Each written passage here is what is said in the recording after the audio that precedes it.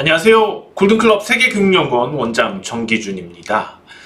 자, 새해를 맞이해서 좀 시장이 폭발적으로 올라주기를 기대를 했지만 아직은 뭔가 2% 부족한 것 같습니다. 물론 이제 어떤 부분에 있어서는 상당히 희망적인 기운도 느껴지긴 했지만 전체적으로 봤을 때 아직 투자 심리가 많이 올라와 있지는 않다, 이렇게 느껴지는 한 주였습니다. 자, 먼저 코스피 지수 보시겠습니다. 코스피 지수 흐름을 보니까는 답답한 흐름이죠. 그대로 그냥 주식 투자를 하면서 머물러 있는 단계에서의 지루함, 그리고 또 한편으로 종목을 보유하고 있다면 우리가 이게 주식이 없는 상태에서는 내려가기를 바라고 주식을 보유한 상태에서는 당연히 올라가기를 바라겠죠. 지금 상황에서는 사실 보유한 종목도 사고 싶은 종목도 딱히 이걸 어떻게 해야지 되지? 어떻게 해야지 더 좋은 결과를 얻을지에 대해서 어떤 기대감, 희망, 이런 것들에 대해서 계속 의문이 들 때예요. 심리적으로 많이 불안한 시점이라는 거죠.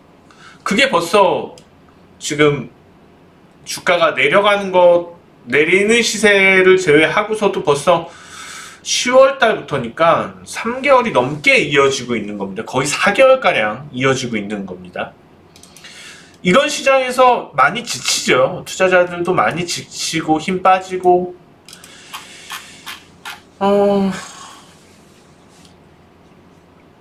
여기서 대응할 수 있는 방법들에 대해서 오늘 좀 얘기를 해야 될 것 같아요. 그리고 최근에 시장이 이렇게 만들어지는 여러 가지 이유들도 생각을 같이 해봐야 될 것 같고요.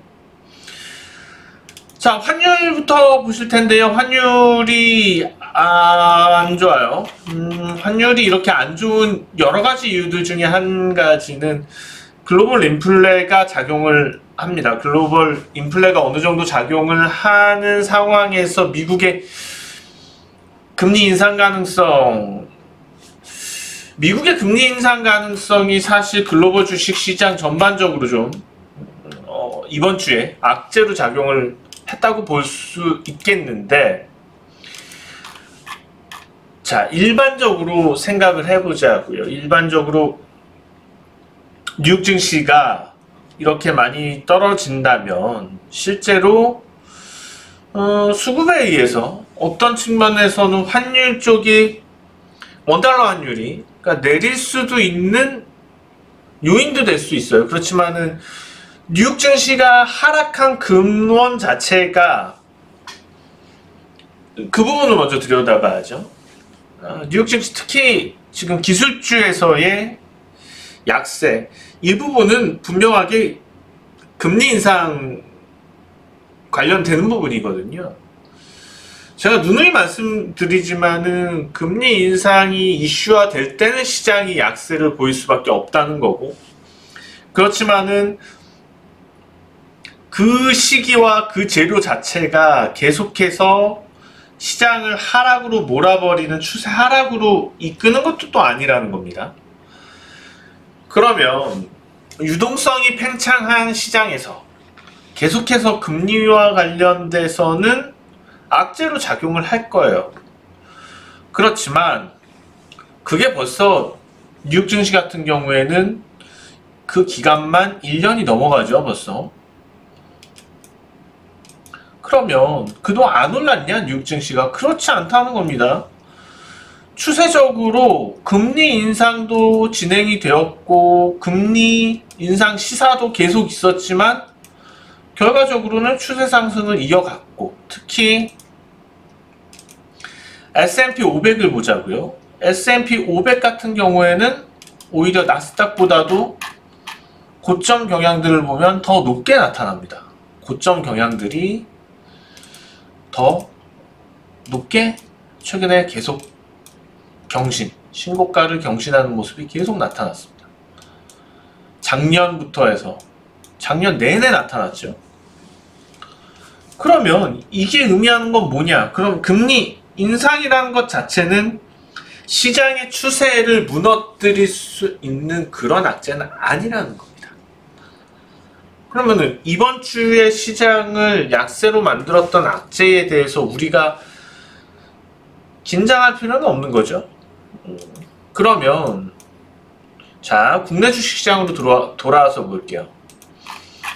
계속 뭐 지지부진하고 불안불안하고 투자자 입장에선 그런 상황의 연속인데, 코스닥 지수 같은 경우에도 단 며칠 사이에 1040선에서 시장이 지수가 5%나 폭락을 해버렸습니다. 나스닥 기술주들이 흔들리듯 성장세가 묻어있는, 그러니까 가치보다는 성장세가 묻어서 올랐던 종목들이 많이 떨어졌고, 그렇다면 이것에 대한 시사가 없었느냐? 아니죠. 그건 이것에 대한 시사가 분명히 있었죠. 언제요? 바로 직전 투자 전략에서 있었습니다. 올해 특집 투자 전략을 말씀드리면서 가치주 위주의 접근을 설명을 계속 드렸었죠. 안 오른 종목이 오른 종목이 없는 건 아니에요. 이런 측면에서 이번 주에 드러날 수 있는 상황이 직전에 투자 전략 올려드렸던 2022년 특집 투자 전략에 그대로 나온 형태죠.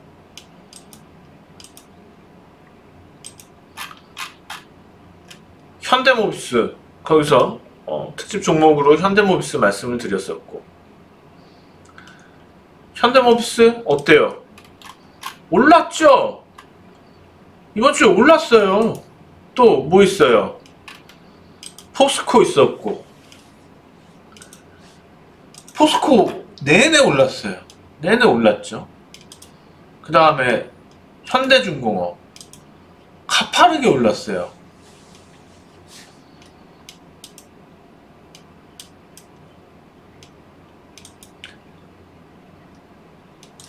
자, 우리가 예측이 가능한 범위에서 시장이라면, 대응이 가능한 범위에서의 시장이라면, 전략만 좋으면 지수야 오르던 내리던 어디로 가던 그게 중요한 건 아니라는 거죠.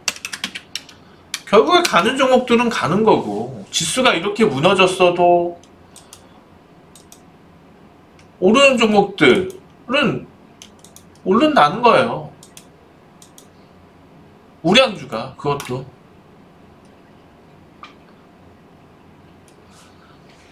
지난 시간 투자 전략 꼭 찾아서 다시 보시기를 부탁드립니다. 왜냐하면 이게 이러한 형태가 올해 내내 갈 거거든요. 그럼 단순히 뭐 우량주 쪽에서 지금 수급이 붙으면은 뭔가에 이게 트렌드가 되면 지수가 오르는 거는 순식간이고요. 재작년 4분기, 그러니까 벌써 재작년이네요. 재작년에 작년 초까지 있었던, 재작년 4분기에서 작년 초까지 있었던 랠리를 봐요. 이게 2200선에서 3200, 1000포인트 올라가는데 3개월도 안 걸렸어요. 3개월도. 2개월 조금 더 걸렸네요. 2개월 좀 더 걸렸어요. 올라갈 때는 그냥 지수가 올라갈 때는 순식간에 올라갈 수 있는 거기 때문에 뭐 지금 이렇게 지지부진한 흐름에 대해서 어떤 크게 의미를 두거나 이번에 있었던 금리 인상과 관련된 악재가 전체적으로 우리 투자 수익률에 있어서 뭐 크게 문제가 될 수 있다? 그렇게 접근할 건 아니라는 거죠. 오히려 더 우리가 쉽게 접근해서 안정적으로 높은 수익을 낼 수 있는 기회가 많아질 수 있다는 점에 초점을 맞춰야지 됩니다. 유동성을 걷어들이는 게 아니에요. 인플레가 우려가 되는 거지 유동성을 걷어들이는 게 아니고, 기업이 성장을 완전히 멈추는 것도 아닙니다. 기업이 성장을 멈추지도 않았고, 유동성, 풀려있는 유동성이 회수되는 것도 아니고, 그러한 유동성들은 계속 수익을 쫓아다니고, 그러면 금리를 계속 올릴 수 있다는 우려감을 갖고 있는 상황에서의 유동성들이 수익을 내기 위해서 어디를 찾아다닐까? 그 답이 지난 시간에 다 나와 있는 거죠. 그리고 이번 주에 포스코와 현대중공업이 올랐다는 점을 감안해서 봐야지 되는 거예요. 가치주가 오르기 시작하면 시장은 무섭게 오를 수 있습니다. 마치 이제 뭐 금리가 인상되면서 주식시장이 끝난 것양 얘기를 하는 사람들이 많이 있지만, 그거는 어디까지나 투기적인 종목들에서에 국한됩니다. 그럼 물론 이제 코인 시장 개별적인 악재들도 있는 것 같지만, 그런 차원에서 가장 벼락을 맞아야지 되는 거는 코인 시장이고, 실질적으로 지금 코인 시장은 벼락을 맞고 있는 거고요. 그러니까 코인과 같은 유형의 종목들에 대해서 수익 내기가 어려워질 뿐이지, 오히려 우리가 정상적인 가치 투자를 베이스로 깔고 접근을 했을 때 투자 수익률이 상당히 크게 나올 수 있는 한 해라는 거예요. 예를 들어서 삼성전자가 오르기 시작했을 때 그 시가총액이 그렇게 무거운 삼성전자가 랠리를 펼치기 시작하면은 이런 일이 벌어졌던 거죠. 5만 6천원, 7천원 하던 종목이, 이 큰 우량주가 두 달 동안에 80%, 80%의 주가 상승률이 나오게 됩니다. 가장 무거운 주식이 한국에서.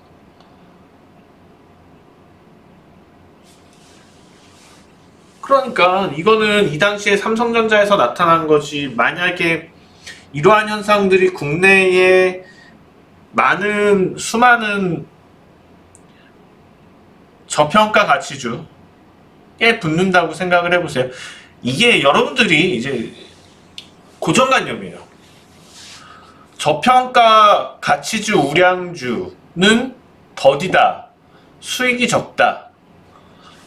그건 편견이에요. 시세를 줄 때는 상당히 빠르고 강하게 줍니다. 물론 그것도 투기적으로 붙습니다. 제가 계속 지난달부터 주장을 하고 있는 거는 그런 류의 종목에 분명히 투기가 붙을 거라는 겁니다. 유동성들이요. 그럼 지금 그냥 이름도 잘 모르고 이상한 종목들 하지 말고, 이름도 잘 알려져 있고 그런 쪽으로 접근하는 게 맞는다는 거죠. 가치 우량주 그쪽으로 투기가 붙을 거라는 거죠. 순식간에. 그럼 지수만 오르는 건 아니겠죠. 거기서 뭐 대장으로 치고 나오는 종목들은 3배, 4배 우리 이미 경험을 했죠.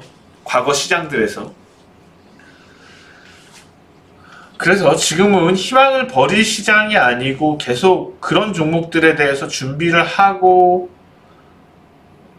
그러니까 그 전에는 우리 투자 자체가 어떻게 보면은 그냥 말 그대로 재테크 정도? 아주 재테크 중에서도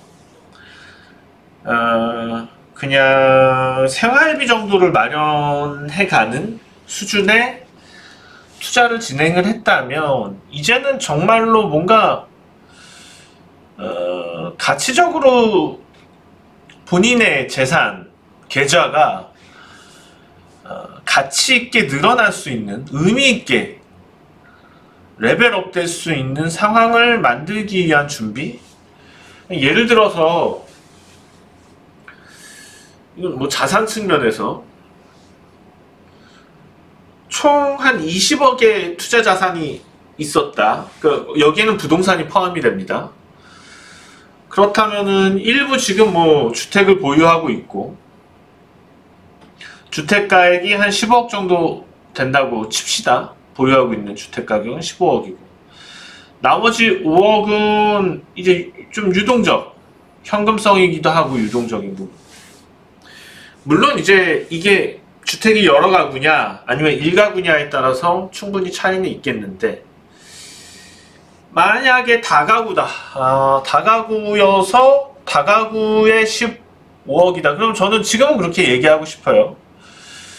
세금 문제까지도 신경을 써야 되니 다주택자라면 이제는 살 집만 놔두고 정리를 하고, 살 집만 두고 정리를 하고, 그러니까 제가 얘기하는 거는 이제 뭐 부동산 포함한 자산 20억 기준입니다. 왜냐하면은 그 다주택인데 15억이라면은 강남권은 당연히 불가능한 거고요.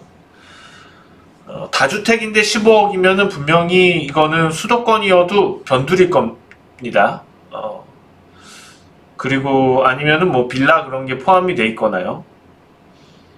예를 들어 주식시장으로 비교한다면은 뭐 우량주라든지 아니면 핵심적일 수 있는 종목이라기보다는 좀 이제 후발주 성격을 띠는 그런 부동산일 가능성이 커요. 그렇기 때문에 당장 딱 살 집이 아니면은 지금은 정리하는 게 맞다는 거고, 그렇게 되면 만약에 당장 살 집의 자산 가치가 한 7, 8억 된다고 치자고요. 그러면은 15억의 부동산 중에서 나머지 7, 8억은 제가 볼 때는 가치가 있는 저평가 우량주로 밀어 넣을 시기가 지금이라는 거죠. 그래서 이런 거에 대한 자산 관리 측면에서 어떤 큰 마음을 갖고 준비를 하고 마련을 해두고, 그러니까 총알을 마련해 두는 거죠. 그러니까 뭐 그 돈 가지고 잡주를 하면은 정말 이거는 뭐 가장 잘못된 투자로 가는 거고, 그렇게 준비된 현금을 가지고 저평가 우량주에 대해서 분산 포트폴리오 분할 매수 전략으로 접근을 한다면 매우 유망할 수 있다고 저는 봐요. 그래서 지금은 그런 준비를 하기 딱 좋은 시기다. 어떤 자산 포트폴리오의 중대한 결정을 내리고 준비를 하는 데 있어서 최적의 시기다고 말씀을 드리고 싶습니다. 국내 주식시장이 지금 더 지지부진한 큰 이유 중 여러 가지들이 있죠. 아까 환율도 잠깐 보셔야 될 텐데, 환율이 이렇게 되는 부분도 생각을 해볼 필요가 있고, 전체적으로 환율이 이러면 주식시장이 불리합니다. 환율이 상승세면, 원달러 환율이요. 이거에 대한 설명은 누누이 여러 번 말씀을 드렸지만 뭐 다음에 또 기회가 있으면 다시 설명을 드리겠고, 지정학적인 리스크, 이번에 우리가 갖고 있는 지정학 리스크는 뭔가요? 그동안의 지정학 리스크는 북한이었죠. 물론 이제 북한도 계속 지정학 리스크입니다. 선거때가 됐기 때문에, 선거때가 다가오고 있기 때문에 언제 어떻게 도발을 하더라도 그거는 분명히 납득이 돼요. 그러니까는 그 지정학 리스크도 존재하죠. 근데 지금 가장 큰 리스크는 몇 주 단위로 계속 대선 결과 예측이 안 돼요.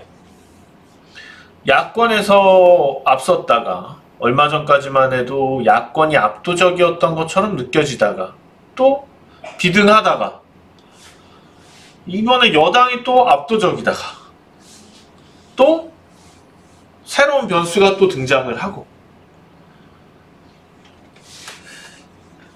경제 상황, 투자 상황, 일국에 대한 투자는 그 국가의 수장이 누가 되느냐 야권에서 잡느냐 여권에서 잡느냐에 따라서도 많이 달라집니다. 이건 뭐 바이든 되기 전에도 미국도 공화당, 민주당에 따라서 눈치 보기가 상당히 치열했었죠. 마찬가지입니다.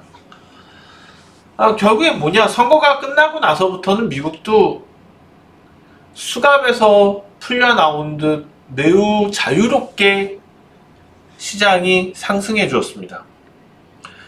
우리도 마찬가지입니다. 빨리 뭔가 선거 결과가 윤곽이 분명해져야지만 훨훨 날아갈 수 있습니다. 근데 문제는 그때는 늦는다.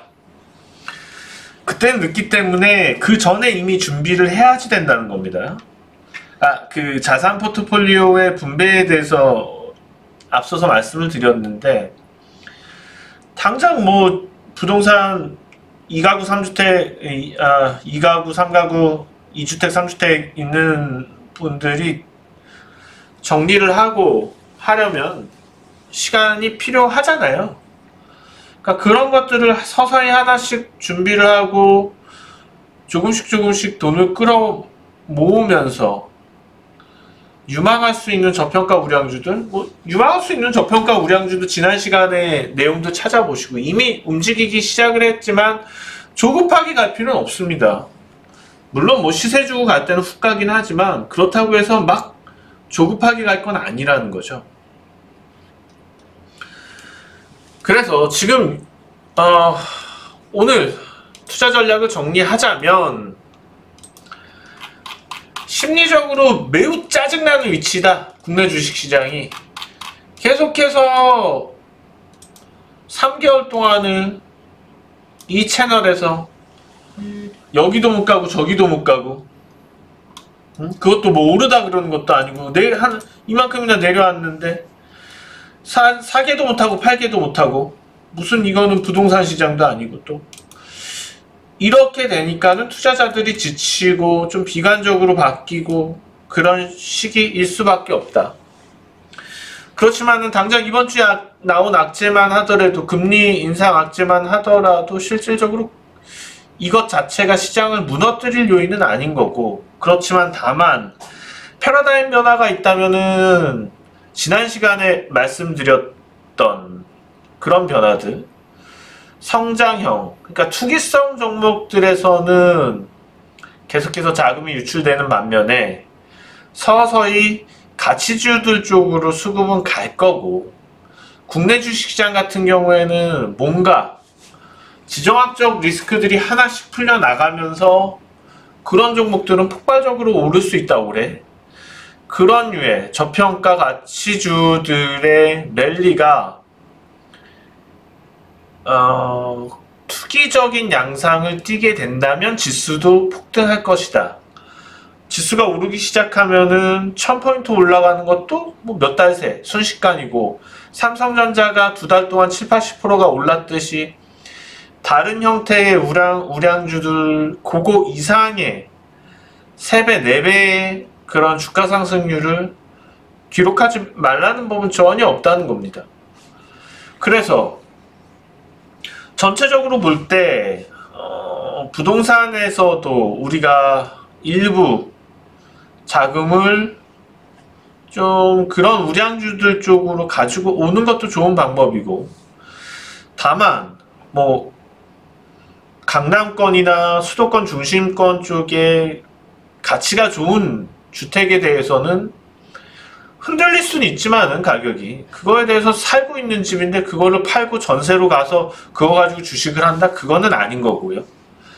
다만 좀 이제 사이드로 갖고 있는, 투자용으로 갖고 있는 일부 주택들에 대해서는 좀 정리를 하고 비중을 우량주 쪽으로 늘리는 게 현명할 수 있는 전략이 될 것이다 라는 겁니다. 자, 오늘 어떻게 보면은 이거는 이런 얘기들에 대해서 이렇게 유튜브를 통해서 다 그냥 공개해 되는 게 참, 이게 참 돈으로도 환산하기가 어려울 만한 정보인데요. 그쵸? 아무튼 간에. 자, 오늘은 뭐, 그래서 특별한 추천주는 없습니다. 이 얘기 자체가 갖는, 오늘의 이야기들 자체가 갖는 가치가 더 클 것 같기 때문에, 네, 뭐 그런 식으로 준비를 하신다면은 올해 계속해서 좋은 성과가 있는 시장이야, 지수야, 어떻든 내 수익률은 높일 수 있는 전략이 되지 않을까 싶습니다. 여기까지 오늘은 녹화를 마치도록 하겠습니다. 다음 주에 뵙겠습니다. 지금까지 정기준 원장이었습니다. 고맙습니다.